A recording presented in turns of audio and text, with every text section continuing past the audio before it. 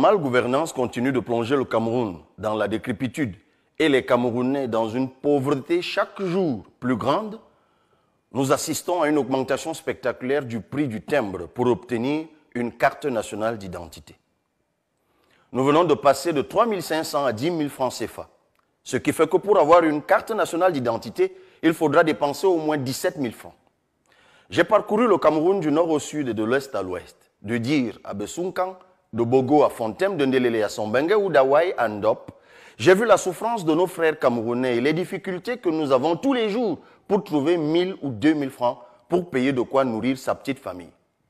Chacun connaît l'importance de la CNI quand il faut se déplacer, remplir un dossier administratif ou simplement retirer un peu d'argent qu'un bienfaiteur a décidé de nous envoyer. On connaît encore plus l'importance de cette CNI quand il faut s'inscrire sur les listes électorales pour choisir ses dirigeants. C'est pour dire la place que la carte d'identité a dans notre vie de tous les jours. Certains membres du gouvernement ont conseillé au chef de l'État de tripler le prix du timbre, rendant presque impossible pour des millions de Camerounais et surtout des personnes en âge de voter d'obtenir une carte d'identité. Je vais partager avec vous quelques aspects de cette dramatique histoire de notre quotidien. D'abord, des millions de Camerounais ne pourront pas s'inscrire sur les listes électorales.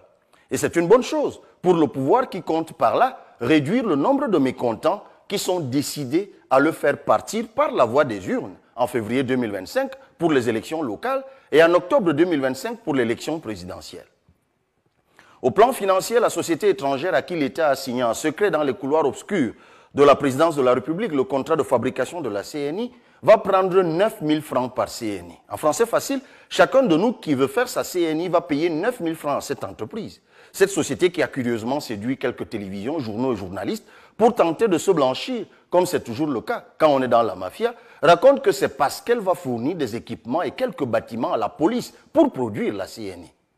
Cette mafia oublie que nous nous souvenons que l'État avait déjà signé dans l'opacité des contrats de CNI dites biométriques, mais qui n'en étaient pas. La DGSN avoue elle-même aujourd'hui que nos cartes ne sont ni biométriques ni sécurisées. Après les sociétés Thales, puis Gemalto, qui était d'ailleurs toujours Thales, avec qui il y a des affaires de milliards de francs volatilisés, nous voici donc avec Augentic, qui tente de nous corrompre l'esprit avec de banales promesses, comme si l'État ne pouvait pas financer les investissements nécessaires. Tenez, voici les prévisions qui étaient déjà celles de Gemalto. Chaque année, elle allait produire cette entreprise en moyenne 2 millions de CNI pour des jeunes qui deviennent majeurs, pour les gens qui ont perdu leur CNI et pour les citoyens qui doivent renouveler leur CNI périmé. Maintenant, en prenant 9 000 francs par personne, Augentic va empocher chaque année 18 milliards de francs CFA que nous allons leur verser. En 15 ans de contrat, c'est au moins 270 milliards de francs que Augentic et ses réseaux camerounais auront gagné sur le dos et la misère des Camerounais. Le partage du trésor, comme dans l'affaire de la construction des stades ou des financements du Covid, est garanti. Il faut en plus savoir qu'étant propriétaire du système informatique pendant toute la durée du contrat, cette société va contrôler des informations stratégiques pour tous les services adossés sur la CNI. Elle pourra donc les manipuler à sa guise pour des objectifs que nous ne révélerons pas ici.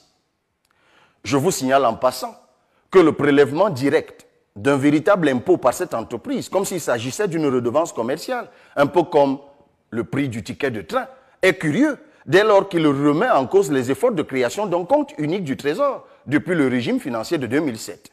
Nous doutons que le défaut de constitution d'un compte d'affectation spéciale pour comptabiliser toutes ces recettes de timbres affectées directement à Augentic soit conforme au décret numéro 2020/375 du 7 juillet 2020 portant règlement général de la comptabilité publique. Tout cela est un peu technique, on y reviendra. Mais ça nous rappelle le scandale de DIT contre le PAD qui continue de faire la une des chroniques judiciaires en France, ou l'affaire des péages automatiques.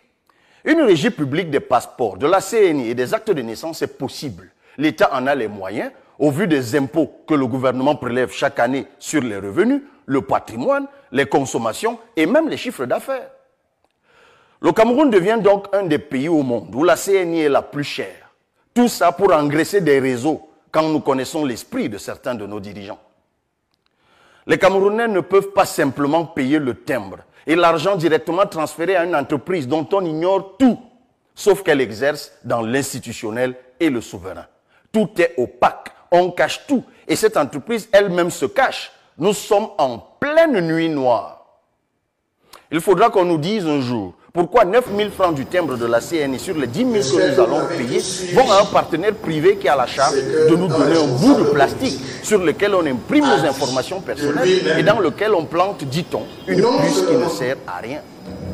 Chers compatriotes, depuis 2001, ce régime nous a vendu toutes sortes de salariés et a signé toutes sortes de contrats avec des entreprises comme Thales, McGill, Gemalto et aujourd'hui Audatic avec les résultats corrects. Comprenons-nous bien, nous ne sommes pas opposés à l'impôt qui est la substance des actions de l'État. Nous ne sommes pas non plus contre la venue de partenaires et investisseurs étrangers. Mais nous ne sommes pas naïfs non plus. Nous dénonçons la malgouvernance endémique, faite de navigation à vue et de banditisme d'État, qui nous amène à tourner en rond depuis 2001. Notre argent, nos impôts ne sont pas employés pour nous servir et transformer notre pays, mais pour la redistribution des rentes à quelques individus dans le système. Il faut les faire partir. Ne vous laissez pas distraire par l'agitation puérile et les clowneries de certains ministres qui se découvrent sur le tard des talents de comédiens. Des individus qui ne savent pas que quand la justice parle, on se tait, surtout quand on n'est pas un homme exemplaire. Sauf si on croit pouvoir échapper à la justice comme par le passé. Renseignez-vous simplement sur les détournements de l'épargne des milliers de pauvres Camerounais à Cameroun. Je vous ai dit que certains membres du gouvernement corrompus vivent leur dernier espoir. Ils vont être donc plus dangereux et encore plus jeunes. Il faut donc rester stable. À vous les milliers de jeunes et même les moins jeunes, tant dans l'administration publique que dans le privé qui me dit en aparté, votre soutien au mouvement enclenché, tenez bon. Vous êtes l'espoir de notre pays. Inutile en ce moment d'afficher ouvertement votre rejet pour ceux qui croient vous manipuler. Quand une bête sauvage est blessée et qu'elle se sent sur sa faim, elle est brutale et dangereuse. Mais ensemble, nous allons l'achever. Je vous le promets. Comme vous l'avez constaté, quelques aînés se cachent et utilisent les jeunes pour combattre des jeunes qui osent s'engager pour le changement. Ils font du jeune un loup pour le jeune. Et c'est dommage que quelques-uns de nos congénères continuent de les suivre en s'offrant pitoyablement un spectacle. Mais ne vous découragez pas. Ceux qui utilisent des jeunes marginaux pour distiller cette haine contre des jeunes qui osent vont lamentablement échouer. Avec vous qui faites le choix de rester lucide, nous allons changer notre vie. Changez votre on va faire comment en on va faire comme ça. Changez votre ça ne va rien changer en ça va tout changer. Transformez votre doute en conviction et votre hésitation en décision ferme. C'est pourquoi, mes chers compatriotes, nous devons nous inscrire massivement sur les listes électorales et surveiller notre vote le moment venu. Accordez-nous la majorité à l'Assemblée nationale et dans les communes en février 2025. Donnez-nous la gestion de ce pays en octobre 2025 et vous verrez de vos yeux comment votre quotidien sera transformé. Nous vous présenterons très bientôt d'ailleurs les mesures que nous prendrons pour alléger vos souffrances et développer notre pays. Nous sommes désormais maîtres de notre destin. Vive la République! Vive le Cameroun. Aujourd'hui, il y a 2 députés qui sont dans le collimateur des autorités administratives. Je vais être clair. Et ces députés donc à bien se tenir. Il y a un qui va partout, qui dit qu'il a un candidat à une élection présidentielle de 2025. Mais c'est en totale contradiction avec l'objectif de l'intéresser, puisque lui-même il dit je ne veux pas aller à cette élection. Voilà pourquoi je ne vais pas au Parlement, je ne présente pas des candidats. Je ne veux pas parler de frustration au sein de sa formation politique, parce qu'il y en a bien qui auraient souhaité être députés, maires, ainsi de suite. Donc, je voudrais que tout le monde soit au même niveau d'information que nous. L'affaire concernant Cabral Libye était également au cœur des discussions au Minat. Paul Tangandji a clairement affirmé que l'OPCRN appartient à Robert Kona et qu'il peut en disposer à sa guise. Pour illustrer cette situation délicate, le ministre a utilisé une métaphore percutante qui résonne comme un avertissement voilé aux velléités des prises de contrôle politique. Un deuxième parti politique, on me dit qu'il y a une polémique sur les leaderships d'un parti politique. Il n'y a pas de polémique. Il s'agit de quelqu'un qui a créé son parti politique. Et il a permis à quelqu'un d'autre de se servir de son parti politique pour aller à l'Assemblée. Sur des clauses qui sont claires.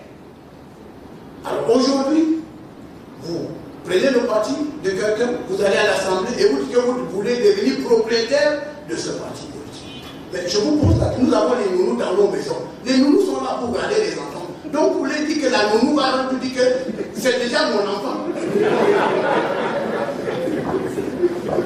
Mais si on laisse ça passer, il faut avoir pitié, les nounous vont partir avec nos enfants. Si on laisse cette affaire passer, il faut vous méfier des nounous. C'est ça, parce que la nounou est là pour garder l'enfant. Avec ce discours sans équivoque dans son style de langage caractéristique, Paul Atanga Ndji a lancé un défi clair. Les cartes sont sur la table. Qui osera s'opposer à l'autorité de l'État alors que ce ministre ne plaisante pas et est prêt à user de tous les moyens pour neutraliser les opposants politiques au Cameroun? Restons sérieux. Nous devons avoir bonne conscience. Nous devons être guidés par le bon sens. Quand nous avons consulté les documents de ce parti politique, il est clair que Kona Robert est le légitime propriétaire et le mandataire social de ce parti politique. Donc l'autre était la nounou qui était là pour garder le bébé. Alors quand le propriétaire va en voyage, il revient, il dit non, moi mon enfant, vous dites que c'est déjà bon. Non, c'est même les médecins vont dire on va faire l'ADN à l'hôpital. On va faire des ADN pour voir si effectivement vous êtes le père légitime. Et quand on va faire les ADN seront minables et on va trouver la vérité. Maurice Kamto a affirmé qu'il était prêt à sacrifier sa vie pour le peuple plutôt que de céder. De son côté, Cabral Libye persiste et signe. L'année 2025 s'annonce brûlante au Cameroun. Sortez vos popcorn, ça va chauffer.